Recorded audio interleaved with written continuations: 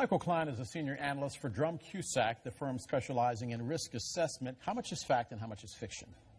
Suicide bombings have increased in the past month because Boko Haram is shifting to more traditional terrorist tactics as they've been routed out of the territory that they held by the counterinsurgency. As they do that, they shift towards suicide bombings and ambushes. It's true that a lot of these suicide bombings are reported to be young girls. That's been a really troubling legacy of the Chibok kidnapping. Is this a case where Boko Haram is that strong, or Nigeria is just that weak? I think the key word here is strategy. Boko Haram has a strategy. It's been portrayed as a ragtag group of gunmen, but they are very adaptable. The question is, does the government have a strategy? The colossus of the Nigerian government, not adaptable. They haven't been able to adapt their conventional warfare approach to the asymmetric and terroristic suicide bombings and attacks that Boko Haram can use as it shifts into slavery. It is a sign that maybe they have not been as decimated as people thought. There are three, at least, real reasons why we see the sudden escalation. One is that there's a new president in town, and they want to hit him hard before he can stand up. Two, they've adapted their strategy to the conventional counterinsurgency techniques of the government to retreat from holding territory towards more asymmetric warfare that relies on sleeper terrorist cells, more in the model of al-Qaeda.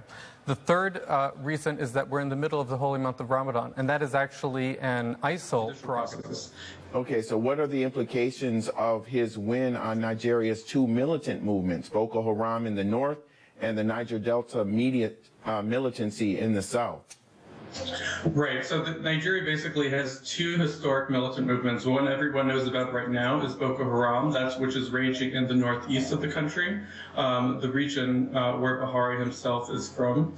And there's also a latent Niger Delta militancy, which people might remember more from the early 2000s. A lot of the disbanded militant groups in the south have threatened to take to the streets or produce more unrest or violence in protest of Buhari's candidacy. But I think ultimately we believe that the leaders of those militant groups will be waiting to see what concessions they can get from a new Buhari administration before making more attacks. After all, the president that originally brought the Niger Delta militancy under control was the former President Yar'Adua, who was a Muslim from the same northern region as Buhari. Defeat an incumbent. So what does that say about Nigeria's population, its voters, and how their views may have changed dramatically? And how has he been able to shed his past as a military ruler?